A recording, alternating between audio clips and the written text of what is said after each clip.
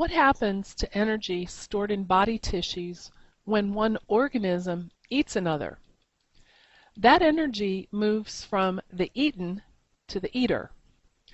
Remember that flow of energy through an ecosystem always starts with the primary producers, whether they are chemo or photosynthetic. But where it goes from there, however, literally depends on who eats whom.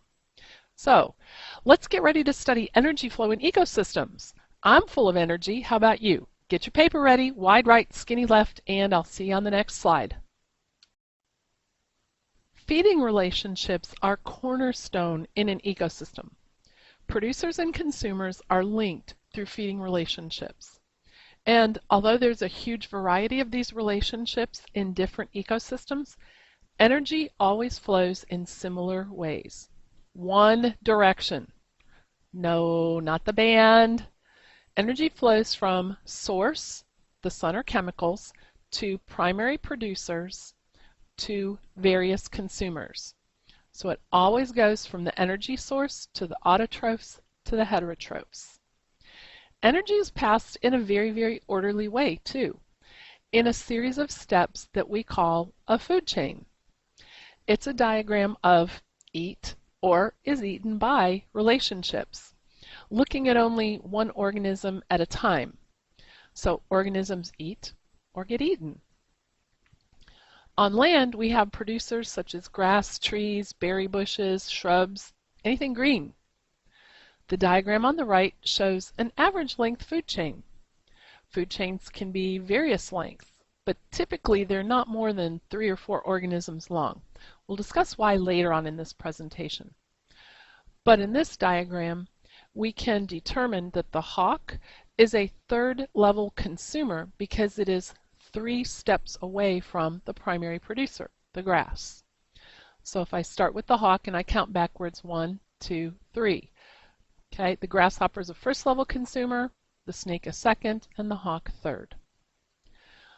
Aquatic food chains have algae and phytoplankton as their primary producers, if they are sun-based. Then they have a level of microscopic zooplankton as their first-level consumers. These are vital for the survival of baby fish and other little aquatic organisms. The food chain on the left is quite a bit longer than the land one on the right. In that case, if you take a look, the shark is 5 steps away from the primary producer, so it is a 5th-level consumer. There is one problem with this aquatic food chain, however. If you don't know what it is, let me tell you. The arrows are going in the wrong direction in that one. Arrows in a food chain always show the flow of energy, not who eats whom. So if you take a look at the one on the right, energy goes from the grass to the grasshopper. In the one on the left, the arrows should all be turned the other way. In the end, whether it's terrestrial or aquatic, everything is eaten by decomposers and detritivores, and the nutrients in the body are returned to the soil. Just like the song in Lion King, it's the circle of life. I'll stop now before I hurt your eardrums. In most ecosystems, feeding relationships are much more complex than the food chains we just talked about. There are many food chains in an ecosystem, and they intersect, connect, and overlap because most consumers don't just eat one kind of food, they eat lots of different things. These chains form a network or a web called, you guessed it, a food web. In every food web, producers are always at the base. Consumers rely on those producers. If you study the food web above, see if you can identify some of the different trophic levels or places on the food web that the organisms might hold. Some hold more than one spot, like the spider. The spider can be a 2nd level consumer because it eats insects.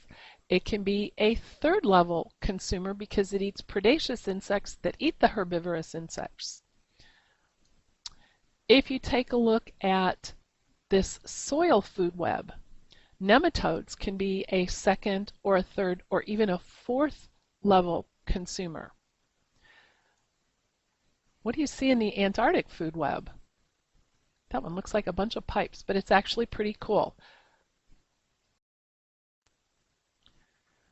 Decomposers and detritivores are as important in food chains and food webs as other consumers are. And while most consumers rely at least partly on primary producers, most producers die without being eaten. In an ecosystem, decomposers convert dead material to detritus. The detritivores then eat this. Detritivores are organisms such as the earthworm or the pillbugs or roly-poly bugs. Crawfish and shrimp are also detritivores. Decomposers include fungi like mushrooms, shown in the picture, and bacteria that live in the soil. All of these return and recycle nutrients found in every organism back into the soil to be used by new primary producers. Without them, the nutrients would remain locked in these dead organisms forever and ever, and the dead organisms would pile up. Okay, cue the circle of life music again. It's the circle of life. Please, Miss Osterman, stop. In this model here, you see an ocean food web. As you can tell, food webs are complex. This makes it pretty difficult to predict exactly how organisms will respond to an environmental change, whether they are natural or man-made. Since the relationships are not simple and straightforward, the answers are not easy or obvious either. Near the bottom of this picture you see amphipods, krill, and prawn. Okay, they're kind of in the circle there. These are examples of zooplankton that feed on marine algae. Krill larvae browse algae floating beneath the sea ice, and while adult krill browse algae offshore. Large amounts of sea ice are melting, so there is less algae beneath the ice. Biologists have noted a large drop in krill populations. Are these connected? Many biologists are watching for changes in the population of other organisms in this area. How changes in one population affect others, the domino effect, is a very critical area of study in ecology. As technology advances in areas like the oil and gas industry, we try to study the possible effects but leave the environment as undisturbed as possible.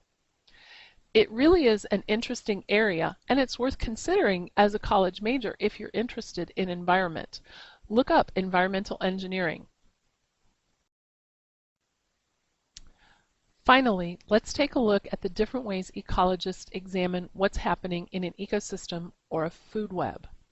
In order to understand what's happening, they have to consider three factors: how many organisms there are, the total mass of all the organisms at each trophic level, and the available energy at each trophic level. So let's take a look at these various pyramid shapes that ecologists use to model what's happening in an ecosystem. First, let's take a look at a pyramid of numbers. Ecologists count individual organisms. A typical number pyramid has a very broad base with millions of producers like grass plants. So in this diagram we see one fox that is supported by 1.5 million grass plants, and the herbivores and carnivores are between the producers and the fox. But sometimes the pyramid is inverted when we have one very large producer, like a tree, supporting more consumers. We see two ways to look at that in these two diagrams here. The tree supports some herbivores, and the herbivores support parasites, and the parasites support lots of hyperparasites. Or the tree supports herbivores, and the herbivores support one carnivore. Another way that ecologists study this is by looking at biomass, the total mass at each trophic level. Normally, that is greater at the producer level in terrestrial or land ecosystems, like we see here in this picture. Okay, we see the mass, one kilogram of a lion is supported by 10 kilograms of, say, a fox, which is supported by 100 kilograms of deer or rabbit, and it's supported by 1,000 kilograms of grass or producers. But in an aquatic environment, it's quite the opposite. Algae is eaten as fast as it's produced. So at any given moment, there is less biomass of algae than there are of the consumers that are supported by it. But over a long period of time, the biomass of algae is tremendous. So when we look at that pyramid, we're looking at just one point in time, so the mass of algae is very small. Lastly, ecologists look at energy. How much energy is available at each level? In theory, we could have a food chain that would have 9 or 10 or even more links. But in real life, that wouldn't work because the amount of energy you get from any one organism is only 10%. The rest of the energy that organism has is used by that organism for its everyday processes. So if a flower has 2 calories of energy in it and you eat the flower, you only get 10% of the energy that that flower had available. So you need to eat more than one flower. If a cow eats the flower and you eat some of the cow, you get 10% of the available energy from the cow, but it's really only 1% of the available energy from the flower.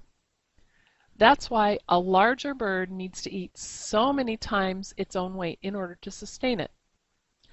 Another way to look at it is in this pyramid. 1,000 shrimp support 1 osprey or a seabird. So that's it for energy flow in an ecosystem. Producers are at the base of every food chain and food web. Consumers are classified based on what they eat within these food chains and food webs, and their trophic level is determined by how many steps away from the producer they are. And only 10% of the total energy in any one organism is passed on to the organism above. Ecologists study these relationships by watching the numbers of organisms, the biomass, and the available energy. And that's really all there is to it. Pretty simple if you ask me.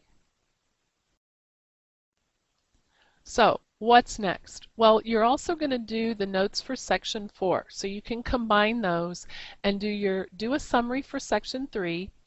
If you want to do 6 questions for section 3, go right ahead. But you're going to do a summary for section 4. But I would include some questions in section 4 too. So do 6 over the 2 sections. And go be a part of a food chain. Go get a tuna sandwich. Okay? See you in class, guys.